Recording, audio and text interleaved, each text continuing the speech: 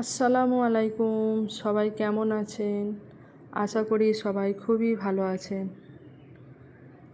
আজ আবারও আপনাদের সামনে নিয়ে হাজির হলাম নতুন একটি রেসিপির ভিডিও নিয়ে।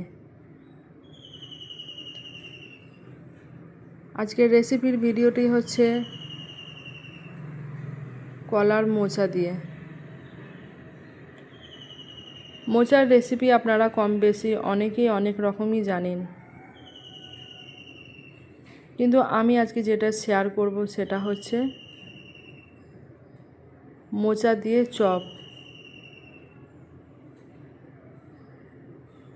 একটু অন্যরকমভাবে, তাই সবাইকে অনুরোধ করব ভিডিওটা আপনারা কেউ স্কিপ করবেন না, শুরু থেকে শেষ পর্যন্ত দেখবেন।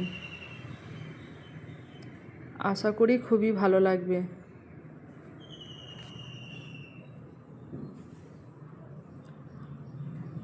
তো এখানে আমি মোচাটা নিয়ে নিয়েছি। মোচাটাকে প্রথমে এরকমভাবে ছাড়িয়ে নেব।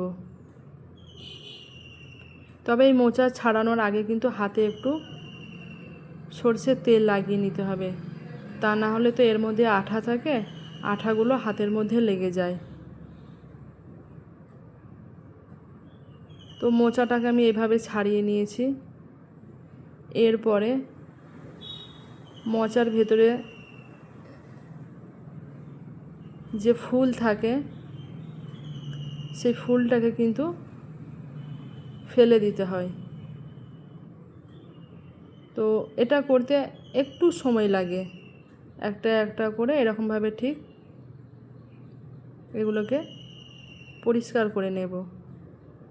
তো এখানে মোচাটা আমার সবই ছাড়ানো হয়ে গেছে। এরপরে যেটা করব সেটা হলো এই মোচাটাকে একটা ছুরি দিয়ে কুচি কুচি করে কেটে নেব।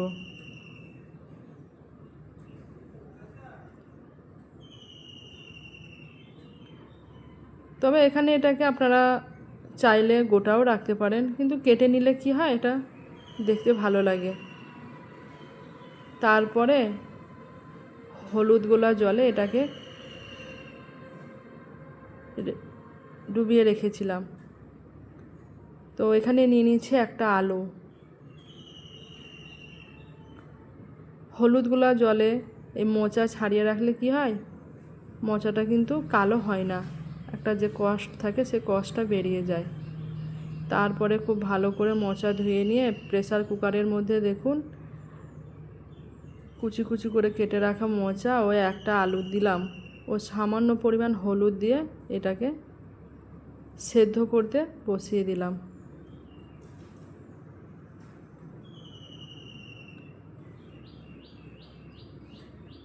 জাস্ট দুটো সিটি মারার পরেই কিন্তু এটাকে বন্ধ করে দিয়েছিলাম। তারপরে একটা ছান্তার মধ্যে খুব ভালো করে মোচাটাকে পানি ছড়িয়ে নিয়েছি।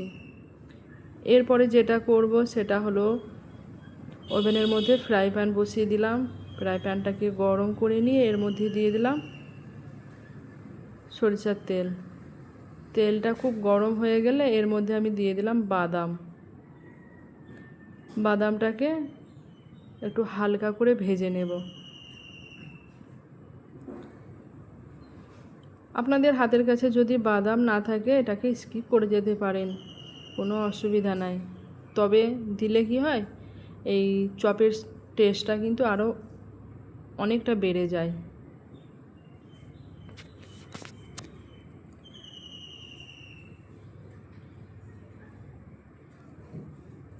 বাদামটাকে একটু ভালো করে নাড়াচাড়া করে নিয়ে ভেজে নিয়েছি। এরপরে এই ফ্রাই প্যানের মধ্যে আরও কিছুটা পরিমাণ আমি সরষের তেল দিয়ে দিলাম। তবে আজকের এই রেসিপিটা কিন্তু আমি বানাবো সম্পূর্ণ সরষের তেলে। তেলের মধ্যে কুচানো পেঁয়াজ দিয়ে দিলাম। পেঁয়াজটাকে খুন্তি দিয়ে ভালো করে নাড়াচাড়া করে নিয়ে একটু ভেজে নেব। তারপরে এর মধ্যে দিয়ে দিলাম স্বাদ মতো লবণ।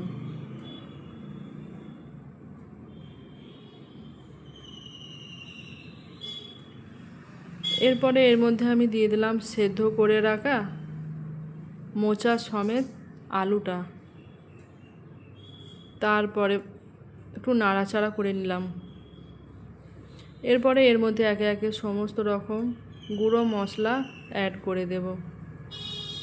দিয়ে দিলাম লঙ্কার গুঁড়ো, হলুদ গুঁড়ো, ধনে গুঁড়ো, জিরে গুঁড়ো ও সব শেষে দিয়ে দিলাম কিছুটা পরিমাণ গরম মশলা পাউডার।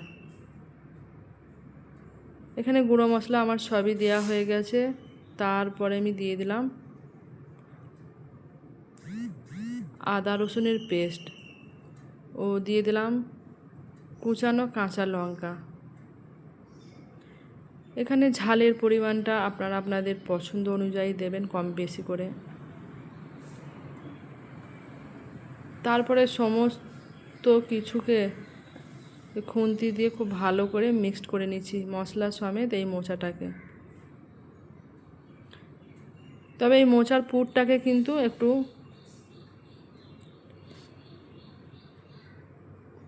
বেশি করে মশলা দিয়ে একটু টেস্টি করে রেডি করতে হবে।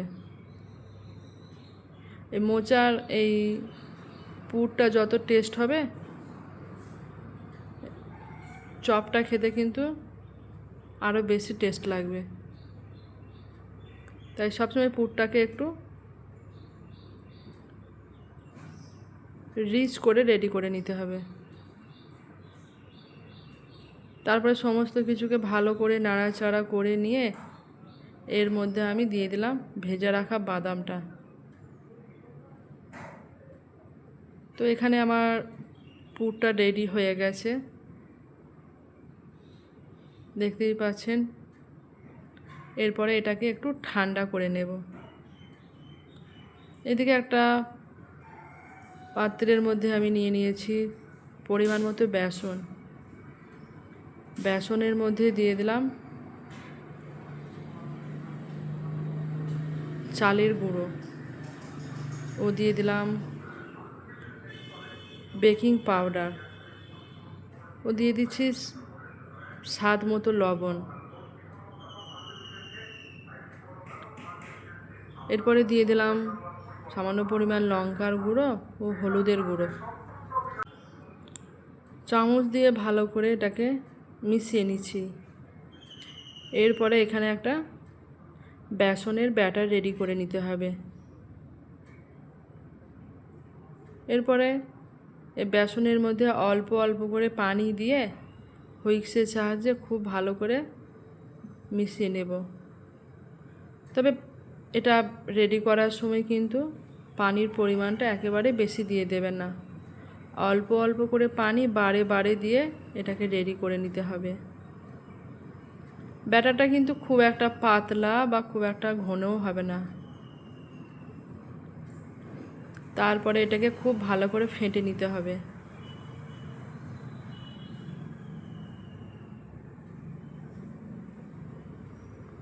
যত বেশি ফাটতে পারা যাবে চপগুলো কিন্তু তত বেশি ফুলকো ফুলকো হবে। এদিকে পুরটাকে আমি ঠিক এরকমভাবে শেপ দিয়ে রেডি করে নিয়েছি চপের আকারে। গ্যাস ওভেনের মধ্যে ফ্রাই প্যান বসিয়ে দিলাম। এরপরে এর মধ্যে আমি দিয়ে দিলাম সরষের তেল। তবে তেলের পরিমাণটা একটু বেশিই দিতে হবে, যেন ডুবো তেলে এই চপগুলোকে ভাজতে পারা যায়। এদিকে ব্যাটারটাও কিছুক্ষণ আমি রেস্টে রেখেছিলাম। এরপরে একটা চপের শেপ নিয়ে এই ব্যাটারের মধ্যে ডুবিয়ে নিলাম চামচের সাহায্যে। গরম তেলের মধ্যে ছেড়ে দেব। তবে তেলটাকে খুব ভালো করে গরম করে নিতে হবে। তেলের মধ্যে একটা একটা করে এই চপগুলো দিয়ে নেব। গ্যাসের ফ্লেমটাকে মিডিয়াম টু হাই রেখে দেবো।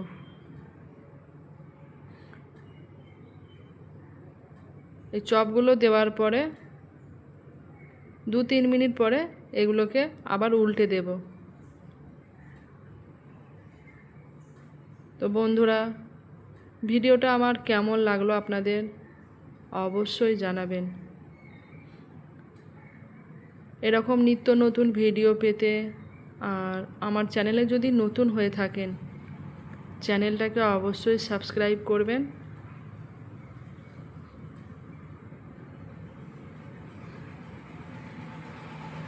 আর অবশ্যই কমেন্ট করে জানাবেন কেমন লাগলো। আজকের এই মোচার চপের রেসিপিটা দেখার পরে অবশ্যই একবার হলেও বাড়িতে ট্রাই করে দেখবেন।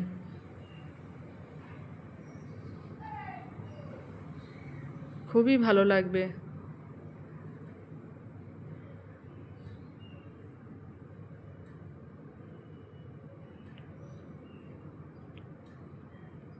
এই মোচার চপের ভিডিওটা আজকে একটু অন্যরকমভাবে আপনাদের সামনে তুলে ধরার চেষ্টা করলাম। তো এখানে আমার সমস্ত চপগুলোই ভাজা হয়ে গেছে। এরপরে এগুলোকে পরিবেশন করার পালা। দেখা হবে নেক্সট ভিডিওতে অন্য কোনো একটা রেসিপির ভিডিও নিয়ে। সবাই ভালো থাকবেন, সুস্থ থাকবেন। আল্লাহ হাফেজ।